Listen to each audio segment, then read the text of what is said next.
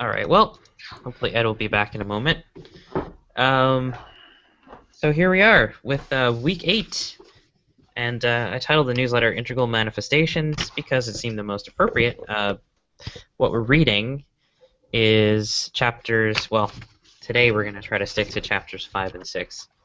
Manifestation of the Aperspectival world, the natural sciences, and then 6 is the sciences of the mind. And since I've just been so crazy busy, I don't really have a chance to really dig into this very deeply. Um, but why don't we just do like a little check-in like we normally do, and say where we are in the read, and maybe specifically say how we experienced this chapter, or perhaps something that we took away from the chapter.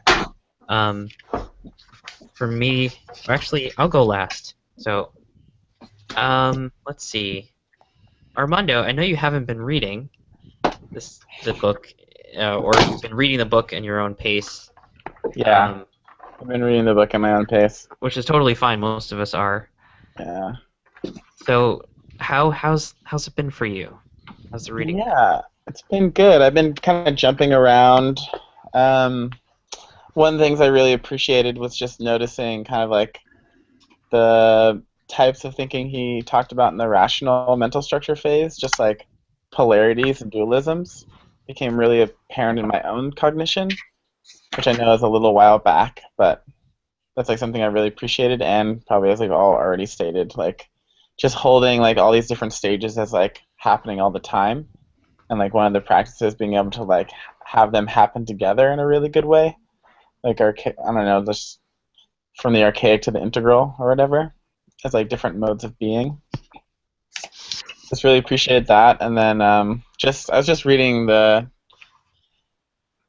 pages about like physics and the inclusion of time, and was just like kind of reflecting on my own desire to go to psychic school, and like my the kind of like precognition experiences I've had, and the kind of like space free experiences of other people that I've had, and just like the possibility of our consciousness being space free, although maybe not time free for me yet in any practical sense, was just kind of coming up for me as like maybe the most a correlative experience that I've had already. And then I've also been thinking about just like how this applies to like the state of our world, and just even thinking about the sustainability question, where we're trying to replace like short-term gain for like a long-time wise humanity.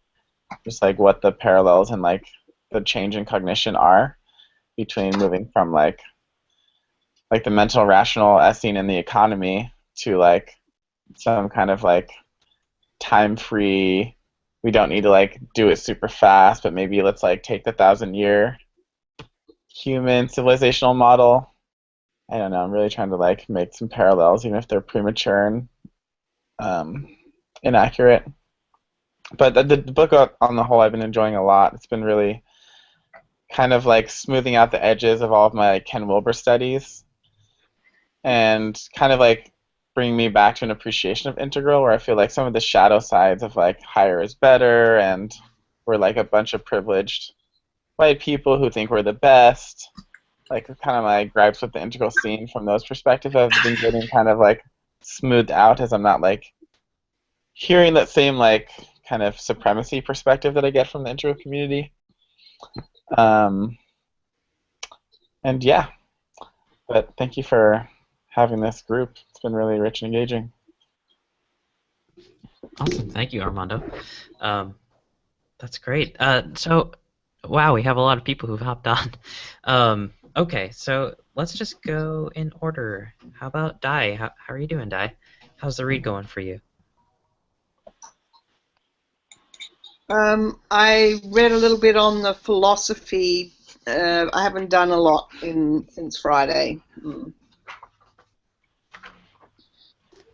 That's okay. I was mentioning uh, Natalie and I had a wedding, so we didn't do too much either. Um, no, we didn't have a wedding, but we went to a wedding. Her sister's wedding. Um, that's not our wedding is not happening yet. How about Ed? How's the reading going for you, Ed? Um, it's still going as interestingly as it was the first time I read it. I'm always fascinated when I dive into the book because it not only brings up things I hadn't thought about before, and I read about things or I see things in there that I didn't remember that I saw the last time, even though most of my copies are marked up pretty well. And I was reading the part on literature for a completely different reason a short while ago, so getting back to it again was really helpful. But I found on the whole that in these manifestations, maybe it's because I'm a visual person for the most part, that the whole idea of art and painting makes a lot more sense to me than the literature part, even though I come from a literature background. So it should actually be another way around. But sometimes I have a lot of difficulty seeing how linear words fit into this aperspectival orientation. I'd say more than anything else. But in seeing the manifestation, I'm never just reading one thing at one time.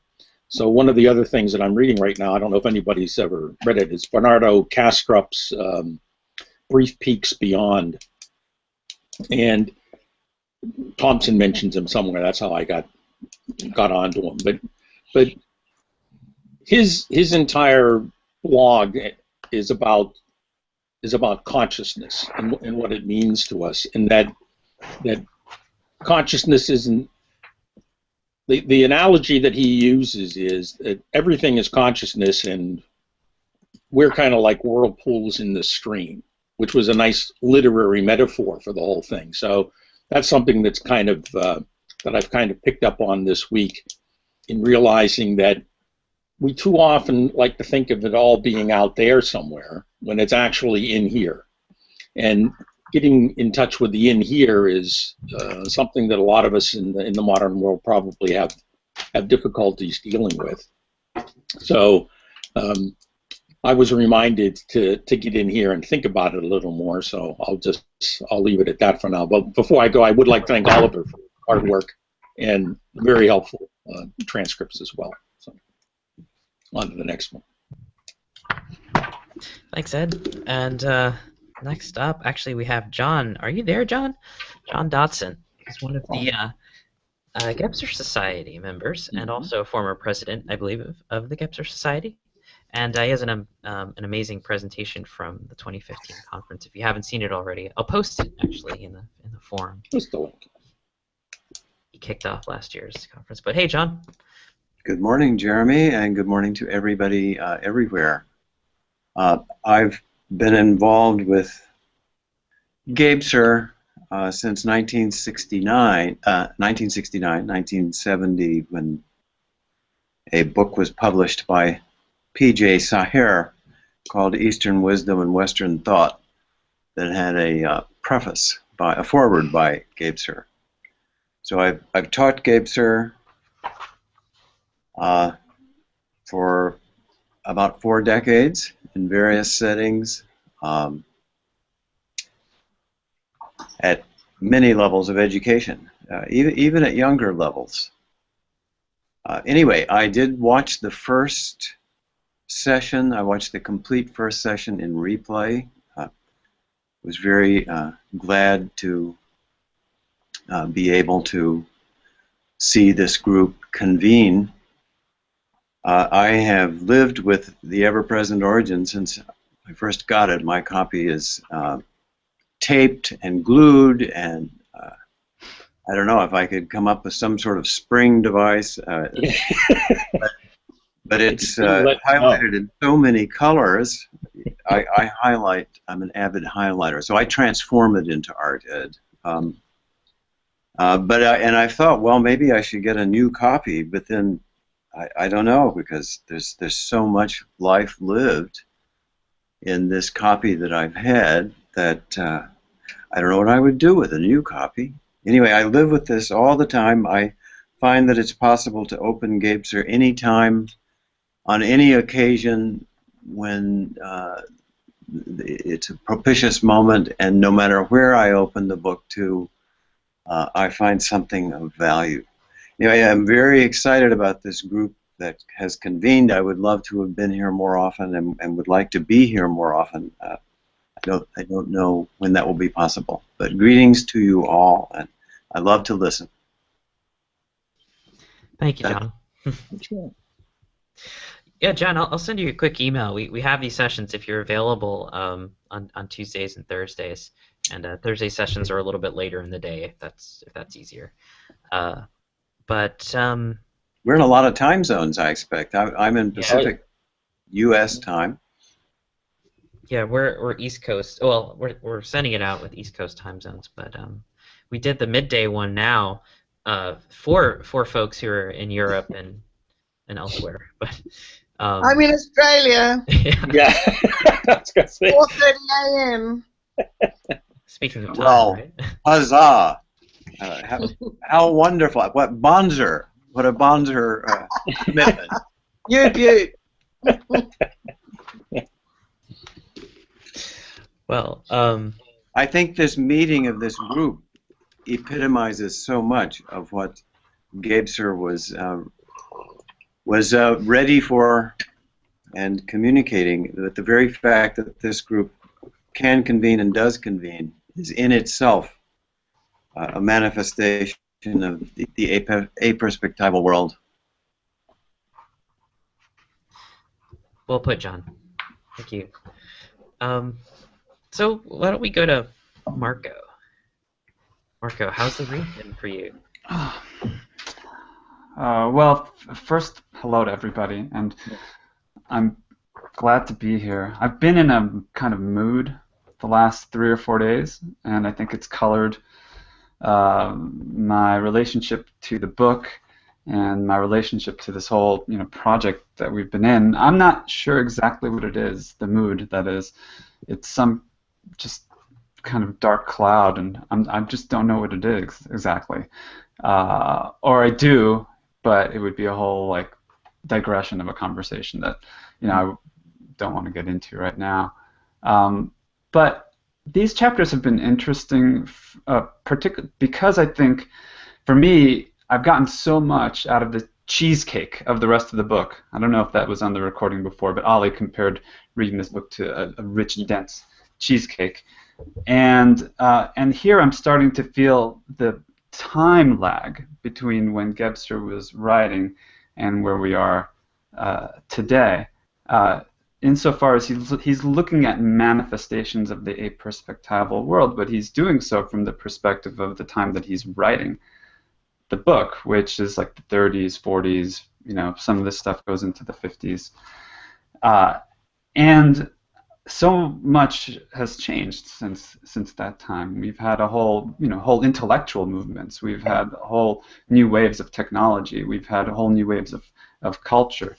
We've had the 60s. John, I loved your presentation at the Gebser conference because you did this historical tour from the 60s to the present, and you interweave the ways that this book in particular, has been a part of your own life, your own journey, and so forth. And so, I'm in relation to this book at the very beginning of my journey. Maybe in 40 years I'll have a book like yours, all marked up with different color ink and so much life, lived with this material object and the thinking that it engenders. And so I find myself in a place of curiosity and some frustration as well in wanting to fill out the picture, of what these manifestations are, but also differentiate them from what I may have presumed them to be before I started reading the book, if that makes sense. And so I'll end by mentioning that one section that particularly spoke to me in the chapters include Gebser's remarks on Heidegger, because Heidegger was my last kind of German philosophical love. In my early 20s, got into Heidegger and read through Being and Time a couple of times and read through some of his later works, and for all intents and purposes, I was a Heideggerian, and that was before discovering Wilbur and the integral sort of philosophy and worldview. But in some ways, it kind of went deeper and it sort of lasted longer. But I think it ultimately kind of ended in this sort of dead end. I think Heidegger, in some way, is a sort of dead end in Western philosophy. And it's partly for some of the reasons that Gabe Sircart lays out here, which is that he really didn't go into the Aperspectival. He kind of went beyond the mental rational, but then he had to circle back into this kind of regressive mythical. Mm-hmm. And that plays into the connections with his Nazism as well, I think, because he didn't actually go into truly world-centric kind of space morally, I think. So it would be interesting to explore that if anybody wants to get into it. And I hope that, and I already feel that just seeing all your faces and feeling your presences, like my mood is starting to dissipate a little bit. So I'll just breathe with it. Thanks. I'm getting some magic from Armando. Some fairy dust. Awesome. Thank you, Marco. Sure. Yeah, I had a similar kind of experience with these chapters. Just looking for. I was just mentioning to Oliver about that too.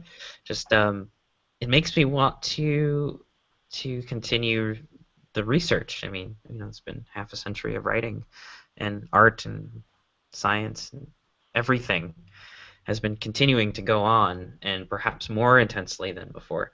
And so, my question is, like, can we take a methodology or a sort of a way of thinking being in the text and continue that today? And perhaps our Hangouts are an example of that.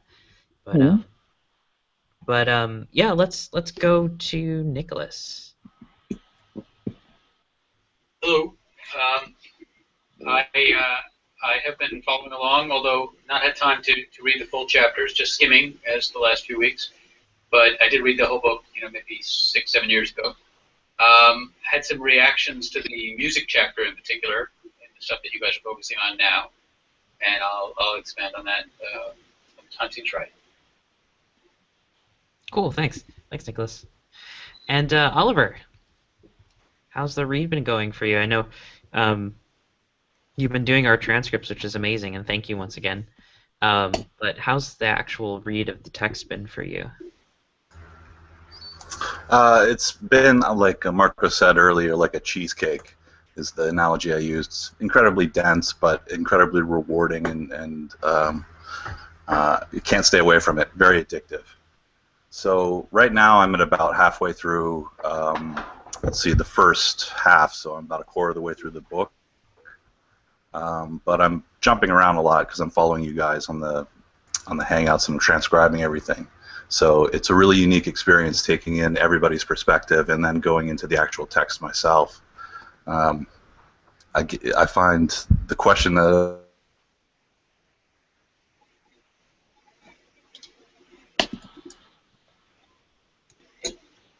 Oh, I think we lost.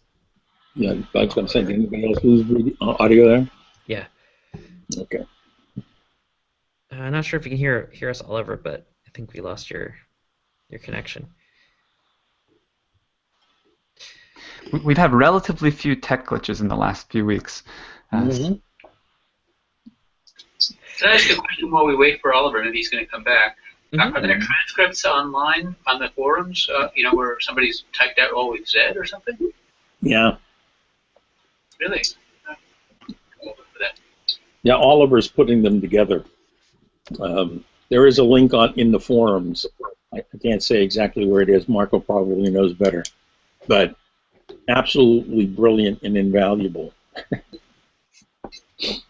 Yeah, so I guess hopefully Oliver will pop back in. Maybe we can include a link with the next email. That would be good idea. Just make it easier for people to get to them. So let's go to Peter. Peter, how's the read been going for you this week? I can identify with Marco. I've been in a bit of a funk myself. I can't seem to get into the reading that well, but I enjoy being here in the group. Maybe I could just share what's happening to me personally. Well, not so much personally, but at the university I teach, we've created a noetic science club. We're not crazy about the name, but that's what we decided on a couple of years ago, and they're trying to get the students interested in having conversations about consciousness. So I've got a new president, and we're going to try to get meetings going. We have a meeting tonight, and we're going to show a video by Tom Campbell on his double slit experiment. So we're trying to get a little conversation going. I teach a calculus class, and it's jam-packed curriculum. I don't get a lot of time to go off on a tangent, but every once in a while I try a little 5-minute, 7-minute talk, and I tried one the other night about the paradigm shift between the Copernican view and the Ptolemaic view of the universe and the Copernican view of the universe. And then I asked the students if they thought it was possible that we could be in the middle of a paradigm shift right now. And they look at me like, "What are you talking about?" So I try to suggest that it might be around consciousness, and I try to challenge them as young people. I said, "There's a lot of people who, have been thinking about consciousness, and I guess back up a step. I usually ask them first. I say, where do you think consciousness comes from? And they don't say much, but they kind of just point to their head. And I said, yeah, I know what you mean. You think it comes from the brain, right? So it's a byproduct of the brain. And then they say, yeah. And I said, well, there's people who don't think that's the case. And I said, in some sense, consciousness may be primary. And I always get an interesting reaction when I say that. But I have one kid this semester who seems to be an extremely bright kid. And he visibly reacted, and he says, it has to. And I said, well, you're a committed materialist. We didn't have time to argue about it, but he was taking notes, and I think he may come to the meeting tonight. We'll see what happens. But I think it's an interesting little thing that I can do. I guess that's what I'm always looking for. I'm always looking for little things that I can say if I have like 5 minutes that I can do at the end of a class and try to get the kids interested. So that's what's going on with my life right now. Thank you, Peter. That sounds really interesting, and I got your email with the poster in there. I like the design work on the flyer. I certainly would have attended that if I was going to your school as an undergrad. I'd be very interested. So Wendy, how's the read been going for you? I'm a little bit behind, as I'm sure other folks are maybe as well. But what I'm really interested in is I'm anxious to read the sections about painting and art in particular. So I really love modern art. I like the weirder the better. It just intrigues me. But I also do a lot of volunteer work with arts organizations, and it's that constant pull between creating something that's off the wall and something outside of your normal stream of consciousness, so to speak, and doing something more traditional that people tend to buy and put in their homes or put in their offices. So I'm anxious to read that chapter in Gebser just to see, as other people have mentioned, whether we're in that, like I think it was Marco who mentioned, if we're in that time lag. Like, are we finally at a place now where we can have that aperspectival, integral feeling in our art, or are we still finally feeling those pulls that are pushing us back toward the traditional, like the landscapes and the portraiture and, the things that are more traditional and still lifes that, and even some photography. You've got some photography that on one end of the spectrum is very avant-garde, and they do some really cool things with it thanks to computers and some other manipulations. But then some of it is just, again, just landscape and portraitures. And where are we now in terms of art and painting with consciousness? So I'm anxious to hear what other people have thought when they read that chapter. Awesome, thank you, Wendy. I had a very similar question to you, not specifically about painting, but certainly about the arts, and certainly about just contemporary music and everything, just thinking about digital art and digital music and the whole... I did my first Gebser conference presentation was on electronic music and digital art, and sort of exploring, is this showing like the eruption of time? What is it doing? Just the whole idea of, especially like the cut up method and things like that had their origins in like the 60s counterculture with the Beats and William S. Burroughs, and how that sort of was the grandparent of now modern media, which just cuts everything out and puts things together and then comes to life with a kind of energy that wouldn't be possible without all of these fragments just like coming together in some whole and creating the song or music. So, but it's interesting because it's so banal. It's just so like, so it's just really hard to like, okay, so we've had decades of like revolutionary art and philosophy, and now, you know, is it like transforming? Is this the Aperspectival, or is it not? And was the Aperspectival not as explosively transformative as Gapser was saying it was going to be, or is it just a sort of like, I don't know, the modern world as we have it today, or is it still happening? I mean, I don't know. These are all my questions too. So I have some points of view on that when the time is right, especially in music. Awesome, Nick. Great. Does anyone else want to chime in, or else we can just kind of explore the music question? Well, can I bring in maybe a philosophical distinction or cultural distinction we may want to tease out a little bit and just clarify for the sake of our discussion? I think that one of the movements that has occurred since the time that Gibbs wrote has been postmodernism. And in some definitions, postmodernism is aperspectival. In others, it might be that postmodernism is mental, and it's sort of a differentiation, or it's sort of an explosion of the mental, but it remains mental.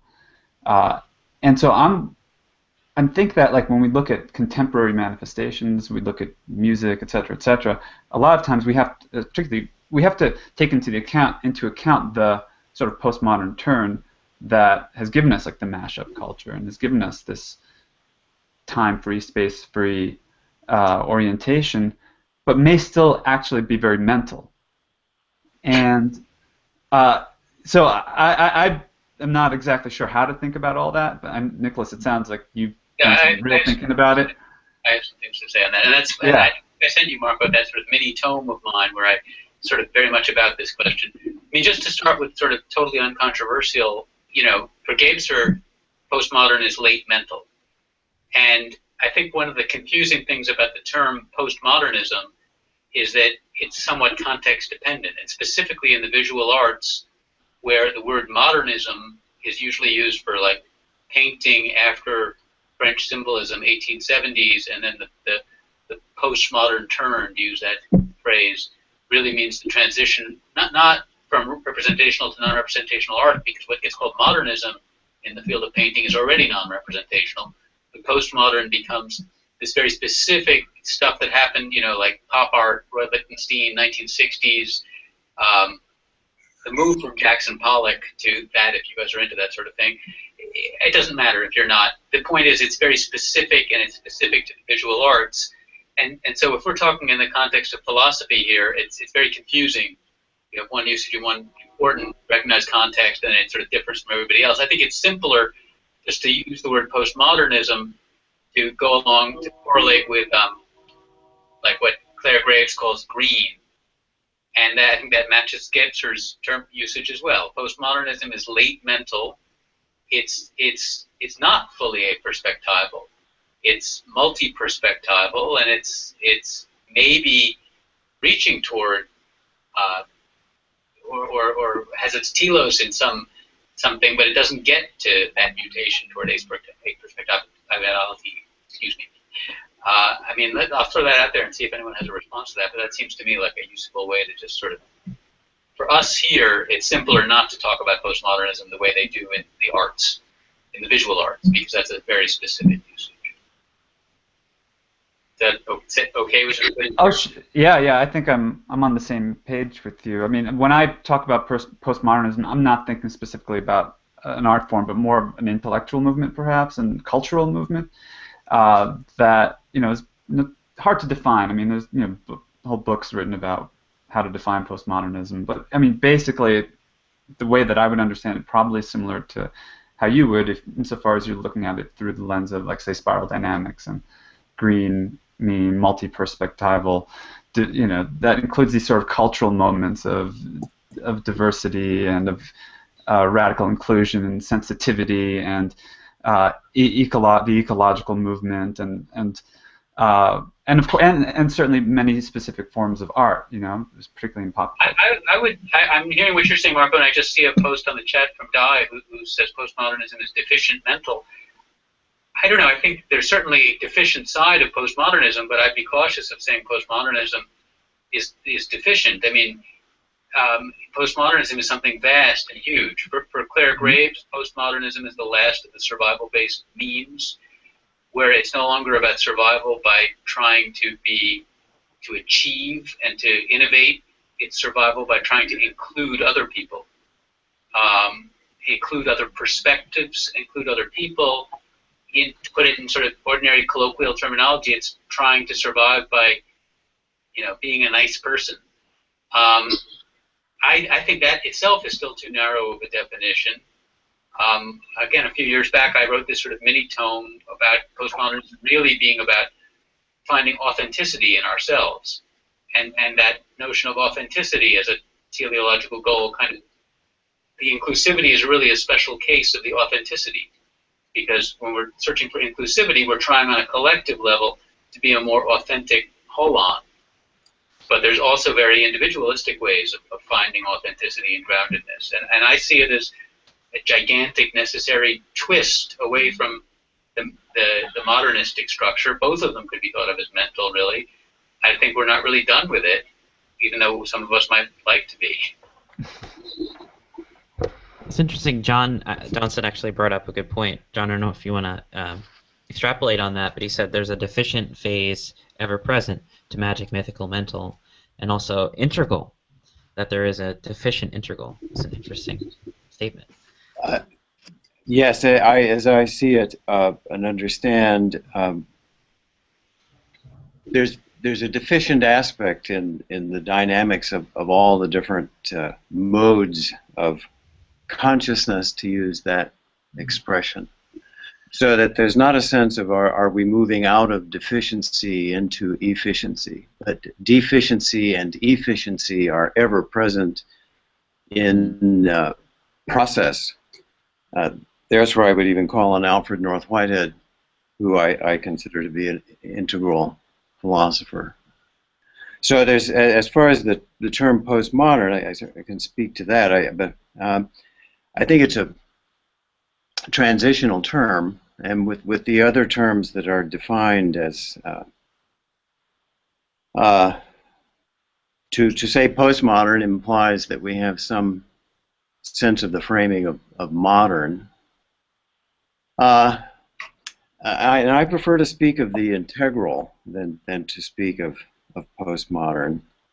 But I see its usefulness in. I mean, I think the term actually arose first in architecture, and then came to be more generally applied. I'll stop there.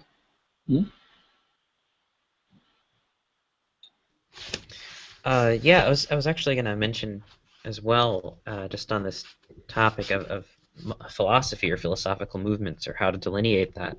I think it's a really brilliant insight to say, and Ed's mentioning this too, that Gipser tells us that the deficient can precede the efficient. And with our time, this has just been a theme that comes up for me constantly. Some of the themes of postmodern academia often are very deconstructive, but they're also very consciousness intensifying around structures of power and class, and sort of the subtle, almost the kind of unconscious ways in which we sort of enact these things. But throughout Ever-Present Origin, Gipser references the eruption of time and the awakening of the left as sort of complicit with this sort of new consciousness. So to me, to say that postmodernism is just deficient, it doesn't exactly make sense. It makes more sense to say it's probably more Janus-faced. It has elements of, hyper-rationalization, deconstructing and deconstructing deconstruction and going further and further into that. But then there's also this sort of extremely powerful awakening and eruptive quality to it, which I think is important to keep in mind as well. That would just be my 2 cents. Here we are after Ever-Present Origin, written in 1949. There's been decades of academia and philosophy, and I think deconstruction is certainly one of these interesting things which, if you look at it one way, it certainly can be seen as deficient mental, but another way it's sort of like brilliantly just sort of irradiating through in a kind of integral way different things that we haven't seen before, invisible structures of power and all sorts of things, or the constructive and creative power of creating identity and all sorts of stuff. So if I might tag on that just 1 second, Gabester's notion of systasis and of syneresis, I think, can be useful in the conversation, and that is that our goal here is not to come up with a final systematization that gets it all figured out. Mm-hmm. We are engaged in an ongoing conversation or syneresis. In that sense, postmodernism, deconstructionism, as Derrida says, we're always deconstructing. We're always involved in a reflexivity of language, consciously or unconsciously. I would agree with Derrida on that. But what we're doing right now is, I would submit, a syneretic process. We're in a conversation. We don't have a specific goal that we will either achieve or not achieve. We are manifesting the syneretic movement in the nature of this global dialogue. Wendy's bringing up a good point. Maybe we can all kind of tackle this, but John, I'd be curious to hear from you as well, because you mentioned systasis. We talked about this last week as well, but what is your understanding of what systasis means? Systasis is, in the practice that we're practicing right now, in this particular framing, and we can look at the framing of this conversation, of course, in endless complexity. Our efforts here to think systematically, to bring our thoughts together in a systematic resonance that we can find to be coherent. Largely, we are functioning in a mental way, hopefully an efficient mental way. But it's going to come up in any Gabester conversation, the paradox and the irony of, well, how well have we achieved systematic thought today? And that can be very, very important. Systasis, systems theory, systems thought. But to think that that's the ultimate experience that we're capable of is systematizing. Gabester would say would be a deficient mental judgment. To engage in systasis can be efficient. The actual process itself is syneresis, where the word symbols we're using right now, as we are each constructing and deconstructing these signs and signifiers and our emotional responses to the images, the language, this whole new environment that we're sharing together. Right now, what is happening? Well, systasis is one element. Okay, I'll stop there. Okay, I guess I'm still confused. So are you saying that systematic thinking is a deficient part of the mental structure or the efficient part of the mental structure? Both and. Yeah. Thank you. Yeah. Systasis means our effort, our mental efforts in this congregation right now to say, how can we find coherency here with all the deconstructing that's going on as well? Wait, but maybe, or wait just a second, or this or that. Can we achieve an ultimate systematic resolution, each of us and all of us together, and Gebser would say, no, that's not our goal. Our goal is not to come to some sort of ultimate systematization. And yet, we naturally, instinctually, even mythically and magically, are led into systematic behavior. That's systasis. And it can be both efficient and deficient. It's deficient if we create an idolatry of an ultimate system and we are dedicated to finding that ultimate system. You can also call that fascism if you're so inclined. Interesting. Ed, you had an interesting comment here too about the more things change, the more things stay the same. Do you want to speak about that? No, what? This is the phrase that keeps coming up in my mind in all of our discussions and in all of my reading as well, because there have been a huge number, let's say, like technological advancements. The mere fact that we can sit here across all time zones from Australia to Central Europe at the same time and kick around ideas from a guy that's been dead for, 40 years is a very positive thing. But what we're doing is not really all that different from what people do around the fire at night after gathering roots and tubers, because we're trying to come to terms with the reality that we experience.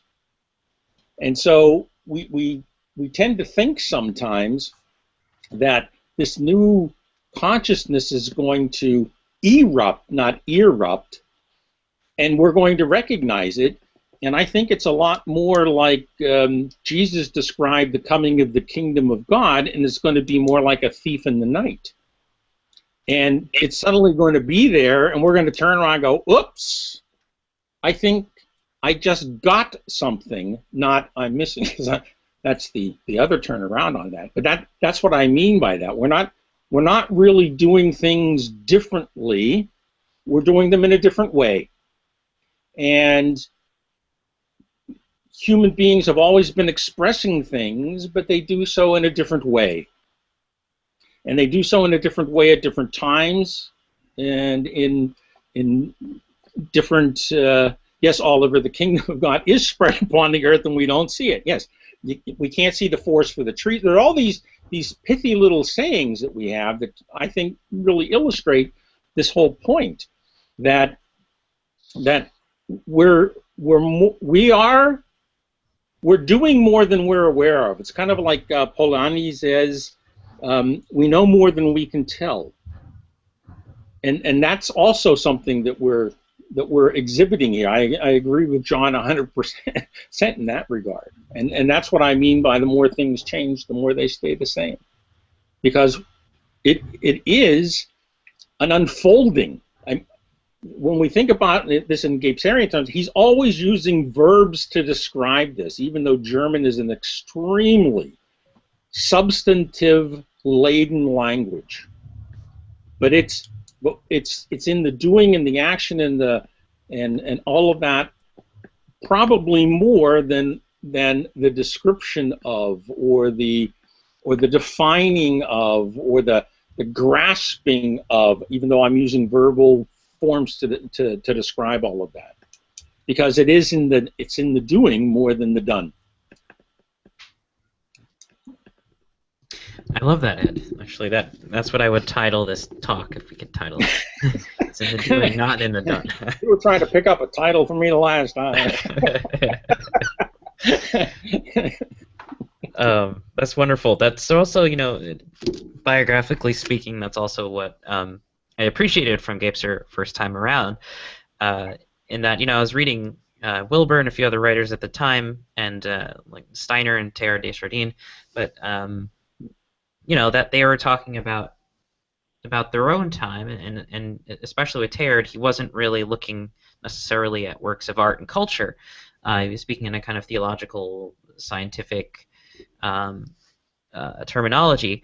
So with Wilbur, he was saying, all right, here's this next stage, and here's what it's going to look like. It was a kind of anticipation of this thing that's going to happen. We're going to move into this new structure.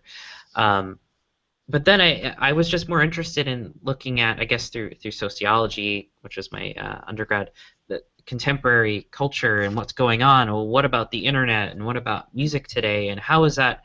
It should be speaking through all of us if it's happening.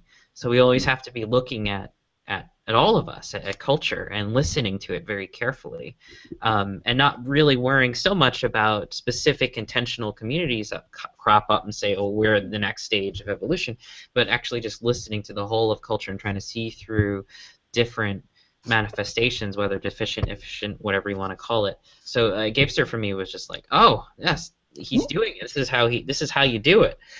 So to me, that's the most important takeaway from his method, if you can call it a method, is just to look at the doing and not in the done, as you're saying. So I really appreciate that turn of phrase. The not yet is necessary already. Which turn of phrase? I was right with you until you said turn of phrase. Which turn of phrase? What Ed mentioned about it's in the doing, not in the done. Oh, okay. All right. Yeah. Gotcha. Yeah. Yep. Marco wrote the cheesecakes. This cheesecake is loaded with verbs. Oh, yeah. That's great. It's a brilliant little metaphor that a lot of us can relate to. Well, cheesecake is a big part of any Gapester conference. So. Just a heads up for next year, guys. This year. You're all invited. Okay, you're raising the bar. Well, the bar too.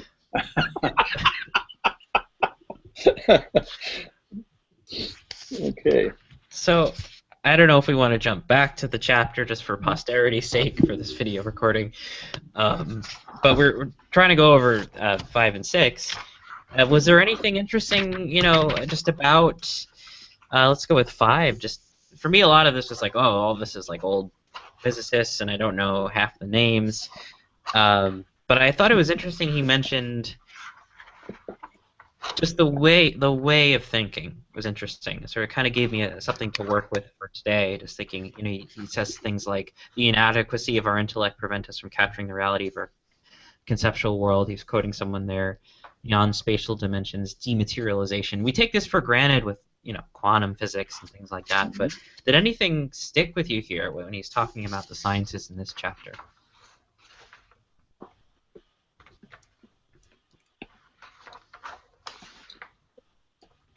Well, if I can jump into, let's say, make things a little more cloudy instead of clearing them up, one of the things about the new physics, as it was in his day, and we still talk about it partly in those terms today, is the unsettling that comes from not being able to make things what the Germans would call dingfest, which is thing solid.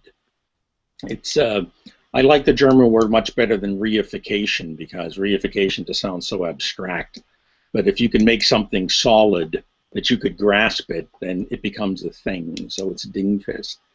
And what we've seen, especially since Gapester's been writing, is in the entire, let's say, quantum physical community, all the people that are writing about it are starting to take an increased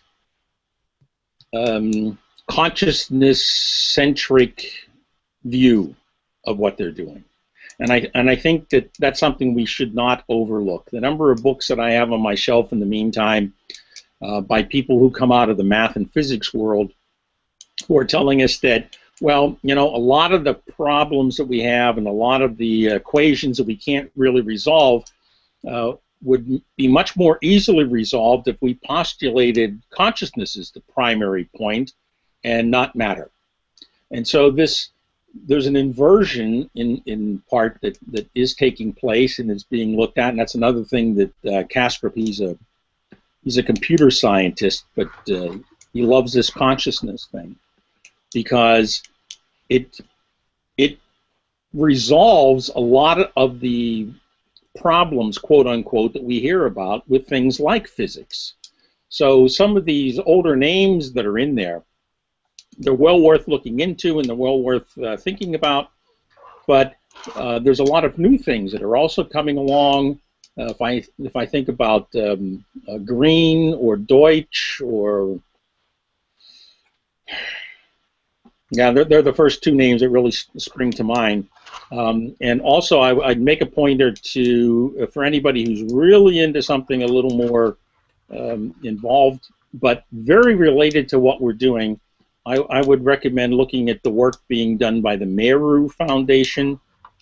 Stan Tenen is the leading proponent and of what's going on there, and he calls upon all of these disciplines, so to speak, philosophy, mathematics, science in any way, shape, or form, because he tends to be comes more out of that side of things. Ralph Abrams in mathematics, for example, is on their board. It can be very helpful if you can get over the original shock of what you're seeing. It can be very helpful in, I think, understanding some of the things that Gapes is trying to bring across. I can't get any more incoherent than that. I think I'll tag on that to say again, no matter what any of us writes, we will in some respects become the old writers for the new writers. So Gapeser is, however, in writing atemporally, I think chaos theory, complexity, certainly quantum physics. But although Gapeser met and spoke with Heisenberg, and I think if you read carefully, I think you can see the influence of Gapeser in Heisenberg's some of his writing. But also, I think very valuable is topology and some of the advanced work that's being done in topology. I'll stop there. Topology is one of Tenen's biggest hobby horses, as we would say in German. There's really a lot to be gleaned from that, even if you're not mathematical. Believe me, I'm an English major. Math is not my thing. But Ed, could we just maybe contextualize by saying that even though these kinds of things may be emerging, and chaos theory from the 70s on got a lot of physicists excited in ways of conceiving randomness, and I know a lot of those references. But I would say among scientific folks, materialism is probably still the dominant paradigm for most of them. So let's not, Oh, I agree 100%, Nicholas. I couldn't agree more. That's one of the things I like very much about Kastrup, who I've mentioned twice, is the fact that he does a very sane, sound, reasonable approach to, I'm not going to say disproving, but arguing against this primary materialistic view of things. He's one of the people who has an easily accessible, because he writes for everyday people, approach to maybe we need to think about this a little differently than we have been. And so he's not hard over about what he's doing, but he does present his arguments in a very reasonable and understandable way. And I think those are the things that are important, because I would agree with you 100%. The materialists still are the most vocal and the most represented in most public discussions. That's the basic assumption that we all go from. And so that's where the grants go. But I think one way to express that materialist view that leads to worthwhile conversation is the subject-object contradistinction, and that is that reality consists of material objects existing in space before subjects, and that is a deficient perspective. It's interesting because we've had a kind of fragmentation with the postmodern academy, which doesn't start there, and then now sort of the STEM research, and then the advanced sciences and technology sciences with like Google and AI, which take the sort of opposite view, which is consciousness is material and we can create it with information or neural networks, and if it's not if it's not just objects, then it's still physical relationships between networks, you know. So they're always talking about that. But I find it to be interesting, and this came up as a sort of theme in my graduate studies, which is even though we're still very much materialist, our materialism is becoming increasingly ethereal, in the sense that our technology is becoming etherealized. It's analogized. It's analogous to non-materialist philosophies, like, you know, the neural net covering the globe, a technological version of Teilhard's noosphere, animism, where our objects are able to talk with us, and things like that. Very magical in that sense, but in a kind of very materialist way. It's almost as if the deficiency of the materialism is so unsuccessful that all of it's kind of just creeping back up through materialism, because we've just been pushing it all away for so long. But I thought that was an interesting point. I've read Kastrup before. He used to write a lot for Reality Sandwich. Seems to be doing very well. Just his writing seems to be getting attention of philosophers, and it's just creating debate and discussion, which is great. I'd also mention Thomas Nagel. A few years back, he wrote this very explosive book or long essay about it's called Mind and Cosmos, and I think the subtitle is Why Materialism is Surely False. Or Neo-Darwinism, because he's critiquing very materialist Neo-Darwinism and materialism, and sort of arguing for a kind of animist or panpsychic view. And I know I'm using these terms very, very sloppily because I just haven't read them recently, so I'm not as familiar with their technical distinctions. But it's interesting, the conversation, the debate around materialism, a growing interest in panpsychism, the weird in terms of the big physics, you know, a dark matter being this thing, and then, you know, there's these elements of physics that are very much seeming to be continuing some of the trends that Gibson was talking about in this chapter, kind of taking it to the next level. Yeah, Nagel, Mind and Cosmos, Oxford University Press. One note just to register, I have serious issues with David Deutsch and some of the hyper digitization views of reality. But that's big time out here in California where I am, of course, up at Singularity University in the Silicon Valley, and there's that Kurzweilian movement that I think is dangerously deficient. Yes. I would agree, John, if I can jump in there and hook onto that. That's one of the reasons I like what Tenon's doing, because he always brings it back into how does the singularity relate to the multiplicity that we always experience. And so I think the everything has to be taken with a grain of salt. Some grains must be bigger than others. You're speaking of concretization, I trust. Yeah, of course I'm speaking. Yes, you trust well this time. Yeah, concretization. Yeah, we can. It's very easy to get lost in the abstraction that comes across. Everybody, all of the people that I've met, you know, I love to read people I don't agree with, because they bring me to thoughts that I otherwise wouldn't have. And so running through someone who's just all excited about one thing makes me think about other things, and then I can find other connections that you can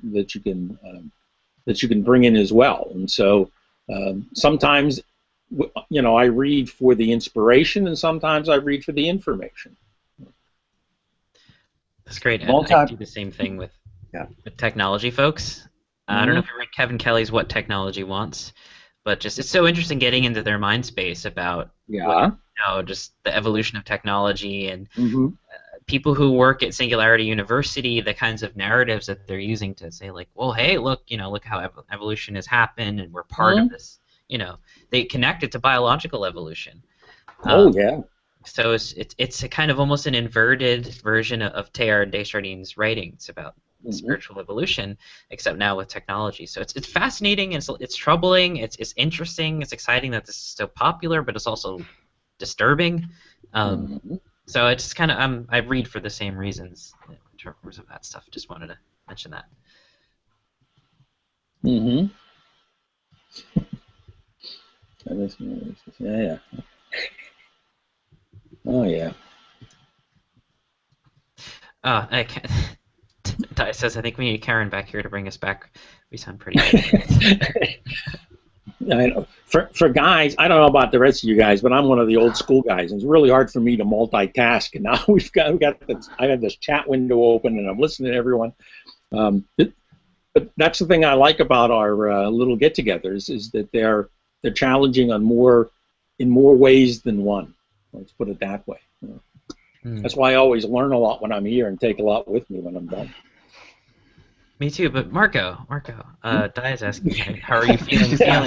You've also been noticing that that's been it's a fog of despair. Well, here's what I feel about this discussion, talking about technology, the singularity, sort of what's emerging. I feel hopeless about it in a certain way. Like I feel that we're sort of swimming against a tide, and that we're not really going to overcome this tide.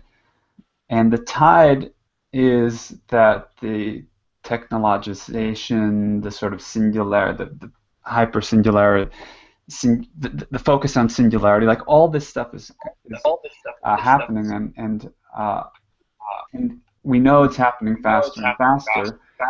In a couple of places in the text, both Gebster and in reference to other thinkers, Gebster, particularly Heidegger, who talks about this total transformation of the world, and that could be entertained. That idea could be entertained in very kind of utopian terms or dystopian terms. But what if it's just a fact? And what if our attempts to bring this more human, spiritual sensibility to our lives and to our discussions, it's really going to be overcome by events and by the unfolding of this planetary catastrophe. And again, not dystopian and not utopian, because we can go in either of those directions, and people do, and culture does. But one of the things, like with the whole quantum conversation, people want to kind of look at what's happening and find evidence to support their own values, and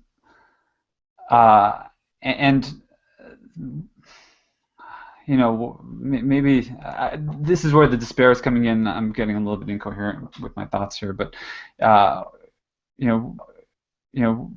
maybe it's hopeless. This is what I'm feeling. That's what I'm feeling. It may not or may not be true objectively in any way. It's just sort of the sense that I have, and so yeah, that's I think where I might leave it. Maybe I might need a hand. I need a help out of the muck of my own mind right now. Well, a friend of mine is a leading climate scientist, a wonderful, wonderful man, Jeff Keel, just has his new book out called Facing Climate Change. He was a leading scientist at the National Center for Atmospheric Research in Boulder for his whole career, and then he became a Jungian analyst, and he was giving presentations to various folks about climate change and was encountering such fear and despair that he felt he had to take on the psychology of this despair and hopelessness. But his phrase in his new book, which is just out, again, Facing Climate Change, I'll put it down here, was that healing wisdom comes from the heart.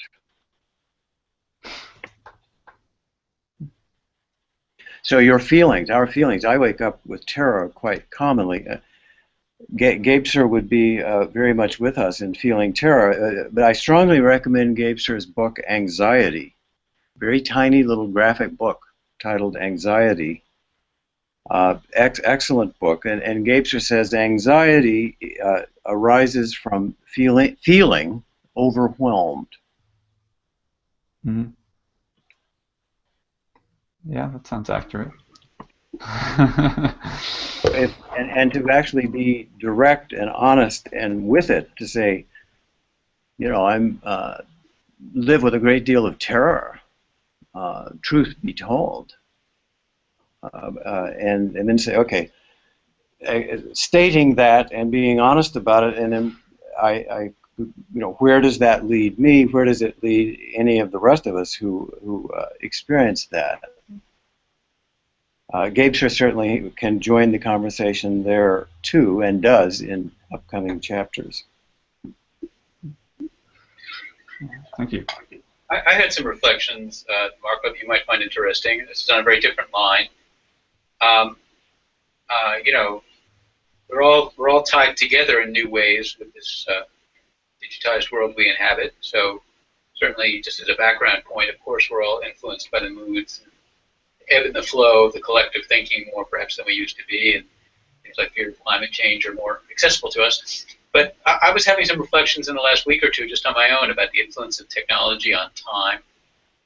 Technology has influenced the human perception of time since a long time now, right? Fire, the wheel, and all that changed things.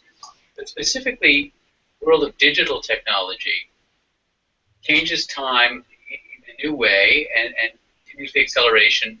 One playful little point that sort of maybe not fully appreciated consequence of Einstein's theories is that light rays themselves are outside of time. We all may dimly recall from our school days that when objects move faster and faster, time goes slower and slower for the people on the spaceship and all that. And if you think about the trajectory of an actual photon, including every photon that's communicating us right now in this format, there actually is no time at all.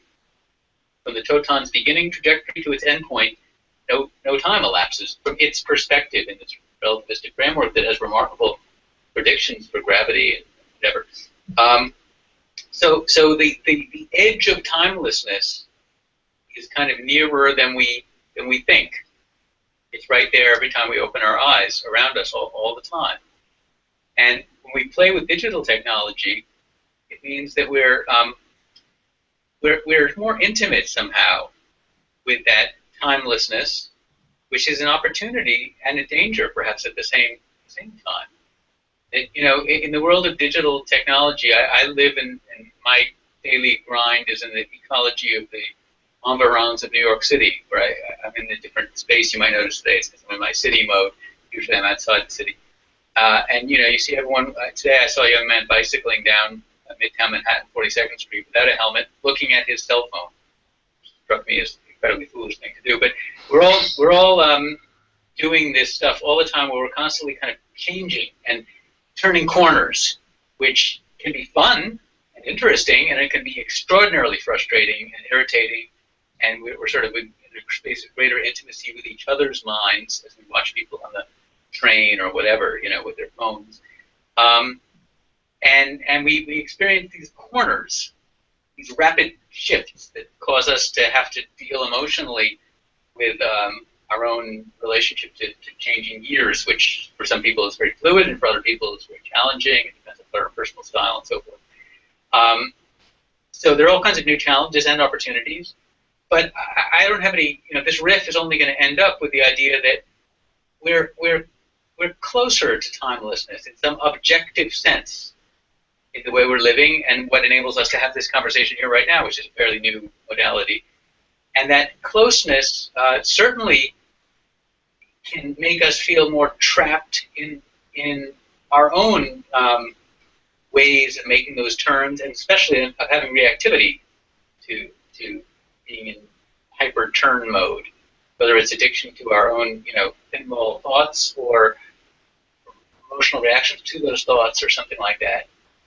But it's sort of clear to me when I think in those terms that there's just a lot of opportunities interspliced with the awfulness of some of the consequences.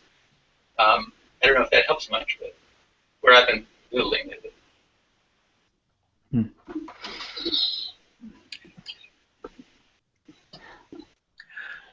Yes, it helps.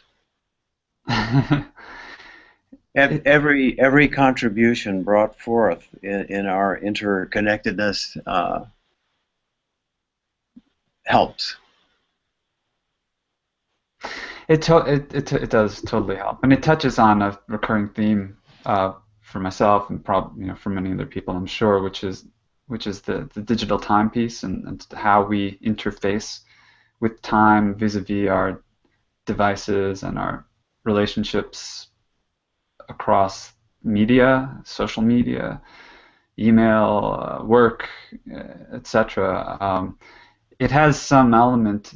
I think it's interesting that you say that we're close to timelessness, because it has some element of the eruption of time. It has some element of something that comes into you with a force, and which can overwhelm, and which I think requires.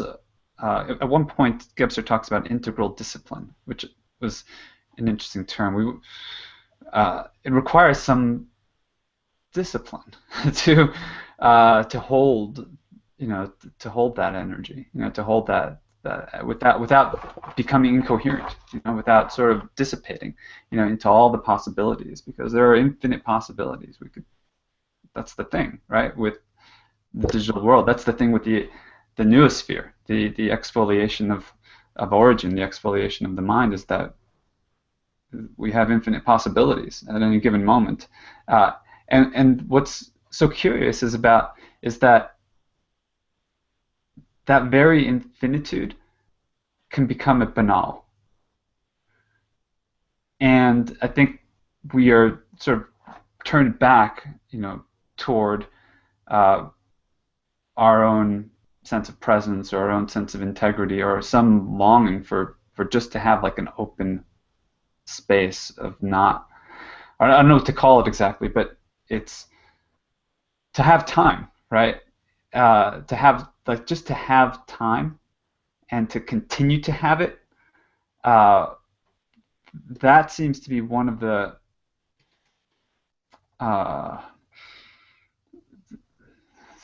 one of the things that I want, I think, and one of the things that sort of wants to, I think, concretize, wants to like solidify. That's not the right word exactly, but the sense that we could breathe in and out with our digital technology, and breathe in and out with our time, and sort of not be overwhelmed by it. Like, I feel that possibility, and I sort of emerge into it, and I kind of live there for a while, and I figure a few things out, and then it seems like there's another. It's almost like if you're drowning at sea or something. Like, waves will hit you, and you'll kind of come up for air, and you'll have a moment of rest. You'll have some clearing, and then another wave will come, and it's like, oh shit, you're going under again. And it's the tide. It's not a tide of any objective substance. It's the tide of time itself, right? It's the tide of time as it is playing out through our through our material existence, right? Through our material and digital existence, because the two are, as Jeremy, you were illuminating, the two are really merging. And so I think that is partly my subjective experience, but I think also it's me sensing just what's kind of generally going on, and being kind of caught in that, and feeling, that there must be some time freedom. There must be that's real. I feel that that's real, and yet it sort of phases in and out, and I think part of what we may need to do is actually figure out like how to have time freedom collectively, like how to institutionalize time freedom, if you will, because it seems that our technologies and our institutions are really not oriented towards time freedom. They're oriented towards maximizing. I don't know, sort of towards like the maximizing time in some way. If that makes sense. Maximizing profit out of time, maximizing what we can get out of time, maximizing what we can do, what we can experience. Like, there's this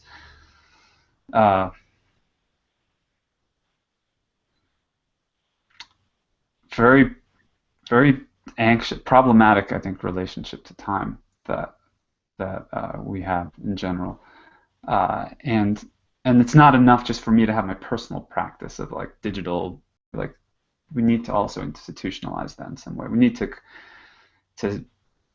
concretize it in our actual world. I don't know exactly how to do that, but I think it has to take these concrete forms. I mean, the money, for example, our technology, our money, our work, our food. I mean, all of that bears the imprint, of our relationship to time, and like our psychosis, around time. So all that needs, I feel like this urgency to change it. We have to change this shit because it causes a lot of, I think, suffering, and it just kind of tears us apart. I think this is happening, individually, but I think it's sort of happening at the social level as well, and it's interesting where this is going to go, I guess. Yeah. Well, you have to remember, clock time is an eruption of time. I mean, I was kind of reading Gipser in the psychology section. He's like, oh, and Freud's talking about dreams and psychology is sort of this eruption of time. But he's also like, and clock time is an aspect of the fourth dimension. But God, is that a crushing aspect of the fourth dimension? I mean, I mentioned this before, but Rushkoff talks about digiphrenia as this kind of complete atomization of your time, where like you need to always be on and there's so much to do. And Marco, I have this experience where we both have this experience trying to get all these projects off the ground and doing all the client work, and it's just like there's not enough time to do anything with the time that it really needs. And it's like we would need the mathematics of, like, what do they call them, the quants on Wall Street, the guys who like break fractions of microseconds and billions of dollars are transacted in those microsections. We need that kind of time in order to function today. So there's definitely like a deficient element of it that's just so dehumanizing and crushing. And I don't really know. That's the achronon, but it's also like the terrifying aspect of it as it's interfacing with the mental, I guess, and the perspectival. I mean, have we really broken free into the achronon? Is the anxiety-free experience happening? I don't know. Yeah. I'm sorry to interrupt, Jeremy. I just urge caution, again, as frequently my role here when you and Marco do on certain riffs. I don't want us to confuse. I mean, I don't even know if we're specifically defining things enough to get confused, but I wouldn't confuse the time issues that we're having. They're certainly related, but we have time issues in our society today, and then we also have late capitalism and all that brings, and the fact that people have to work longer hours, and everybody expects you to answer your cell phone all the time and stuff. And they're certainly not unrelated, but let's not sort of go all the way to they're the same thing. I mean, there may be sort of somewhat the same thing and somewhat not the same thing. That's it.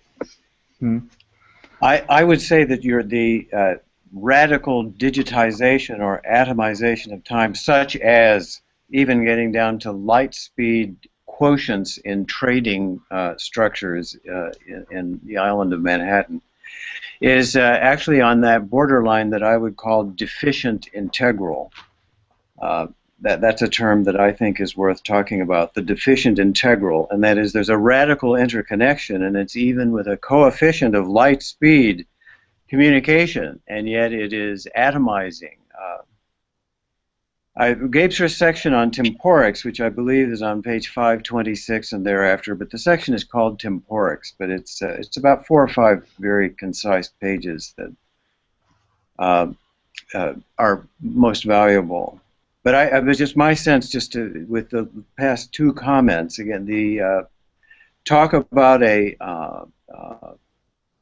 transmutation of time. I think that's been sketched out here, and in the paradox of the way time is experienced in the ways you've just said.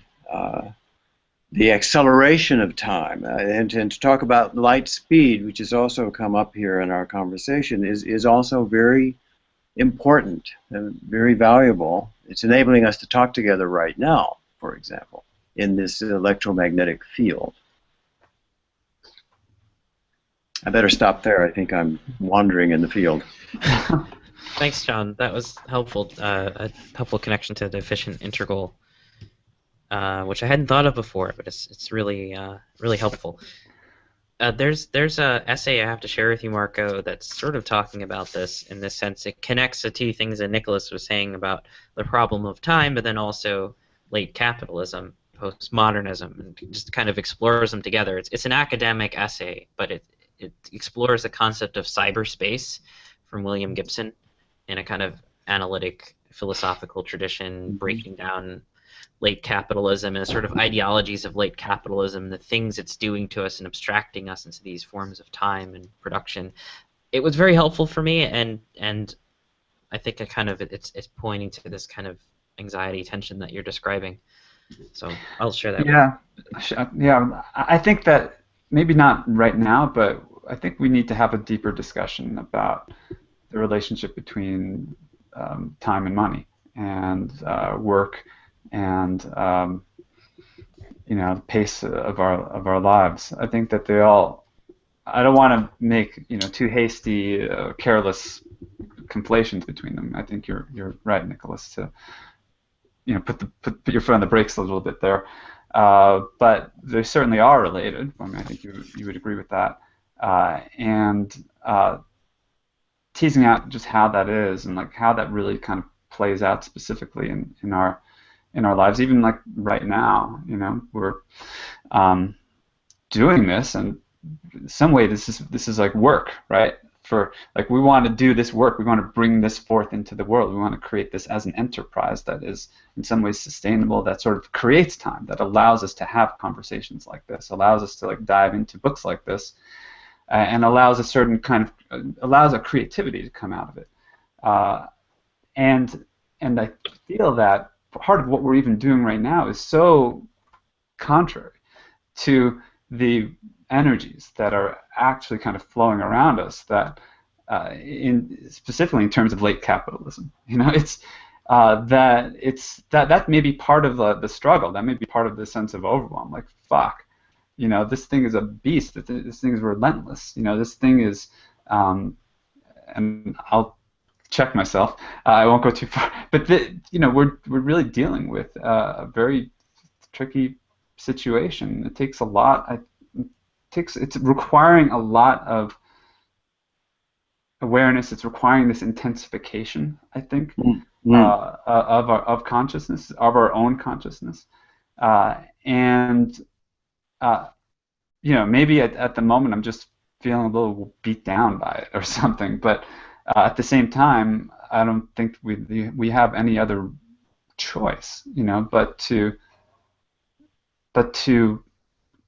create something new, like put everything we can into creating something new, because the alternative is just to be like overwhelmed by the logic of exponential technologization and exponential sort of sectorization and the perspectival madness, which we're kind of swimming in or drowning in. I missed the word. Perspectival what? Madness. Madness. Okay. All right. Well, we have about 6 minutes left, but I was wondering if Wendy wanted to take us to her point about art. I know it's a big shift, but I just feel like we should at least do that to touch back into the chapter.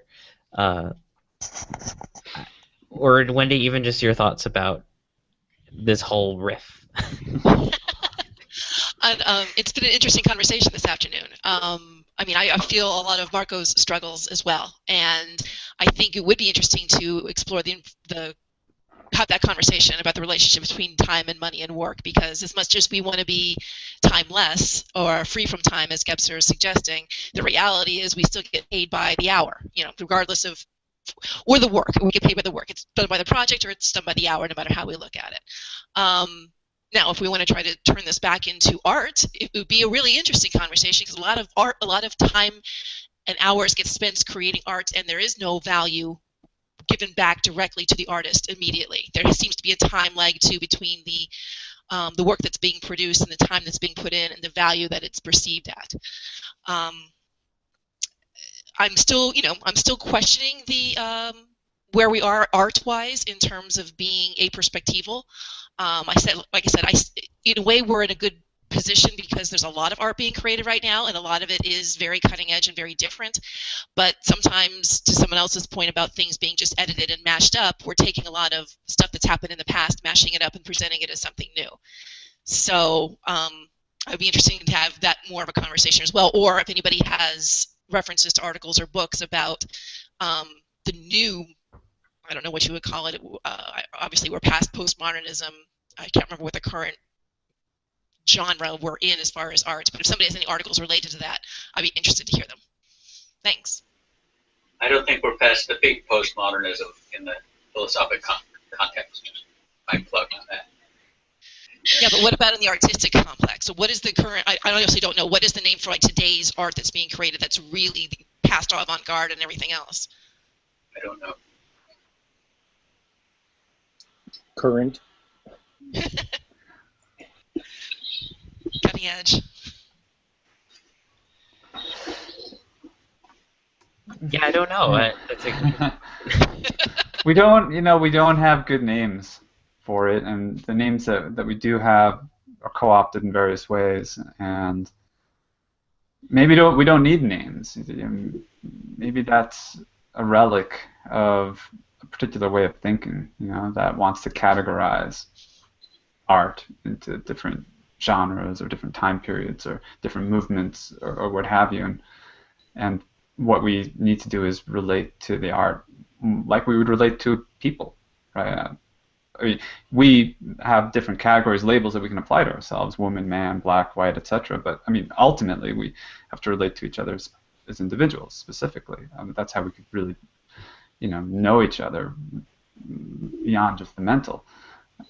So, relating to art the same way, I think maybe just be, maybe just be what we have to do, not to.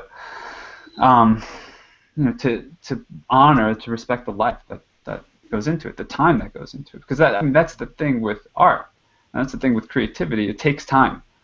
It takes a lot of time, and even the time it may take to actually produce a work of art, that presupposes decades, centuries. I mean, it presupposes everything that came before it to manifest in that particular moment. And so we have to, because it takes time, we have to give time. But to give time, we have to have time. But time, because time is conflated with money, we're always in these sort of cycles of exchange, for the time that we would have, and debt for the time that we would owe, and it's quite a quagmire, actually, I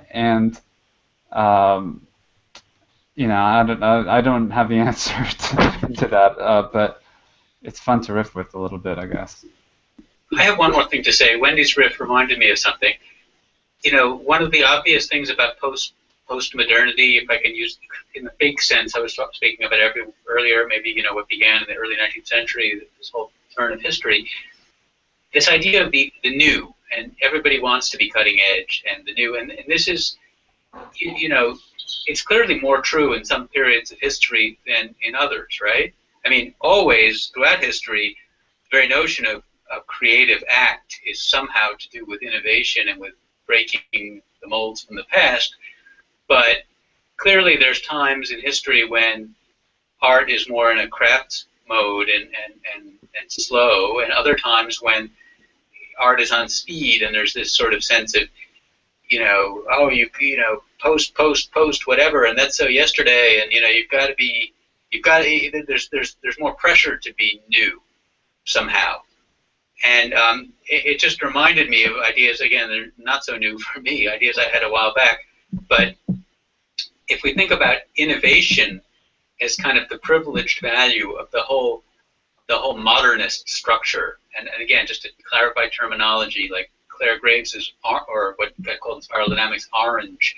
Modernist structure, what started with the Renaissance and the turn toward away from traditionalism, the fulcrum, beginning, middle, mental. And then postmodernism is a turn away from that toward inclusivity or whatever else, but it still has the innovation becomes the deficient end, if you use a Gabusarian spin on it, or somehow just the back end, maybe in a less evaluative mode, of the whole structure.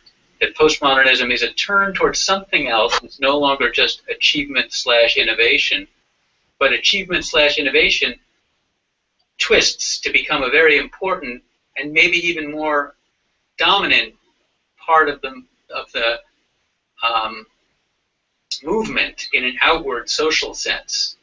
Actually, this is what got me started a few years back when I took the trouble to write this little mini tome, which I will post, the one I sent to Marco, in case anyone has the patience to look at it.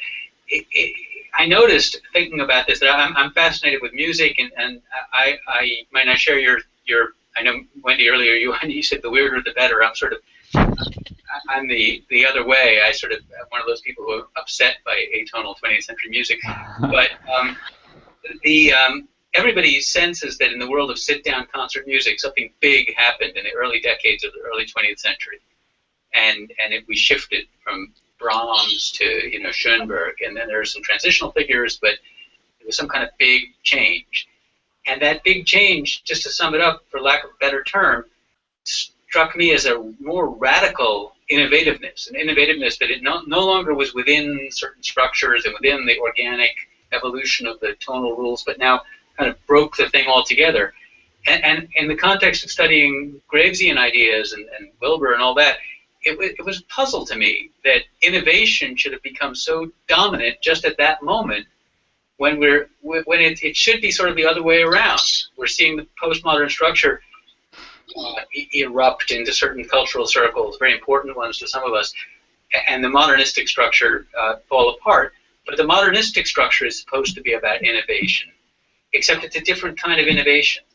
So I'll leave it at that, because I wrote a whole tome about this, and I tried to organize it. I'll send it to you all. It's long, but it is organized in such a way that you could maybe just skim a little bit if you wanted. So. Cool. Well, thanks, Nicholas. Looking forward to reading it. Yeah, and I do too. And actually, thanks for sending it to me. I think we should talk about it. Actually, I'd like to read the whole thing and do a podcast or something. That'd be great. Whenever. Sure. When we have time.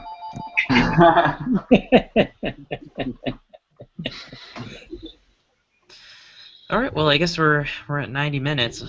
These always go by so quickly. Thanks for joining us, everybody. Anyone have any last comments you want to close on? If not, we can just we didn't really cover the chapter, but it's okay. Jeremy, we never cover the chapter. No. That's the part I like about these hangouts. Otherwise, I would have the feeling I'm sitting in the classroom. But I did want to add one thing to what Wendy and Nicholas both were saying, and that is the English philosopher R.G. Collingwood took, from my way of thinking, a very interesting approach to works of art and sculpture and whatnot, because he worked for the intelligence operations of British, whatever it was, in the Second World War. And every day when he had to walk past the Albert Hall and a statue that was out in front of it, and in his autobiography he talks about this, because he said to him this work of art was an expression of something. Somebody had taken the time to do this. And I know it's unfashionable in our postmodernist, deconstructionist world to say, well, what did he mean by that?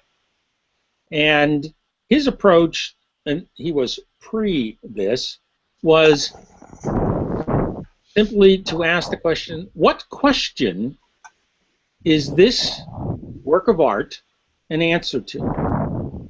What question was the artist trying to answer when they did that? And everyone who does something artistic, I firmly believe personally, because I also try to do things that are artistic, wants to say something, wants to communicate something.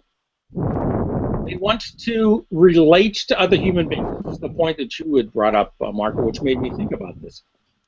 There is a relationship. When we establish a relationship through art, and this relationship may have to do with the answer to a question that we are seeking an answer to. That's why we do it. And I have found this to be one of the most helpful little tools I've ever come up with and I've ever run across in dealing with just about anything that I do. It's, what question was this the answer to? It might be helpful. Yep, good point.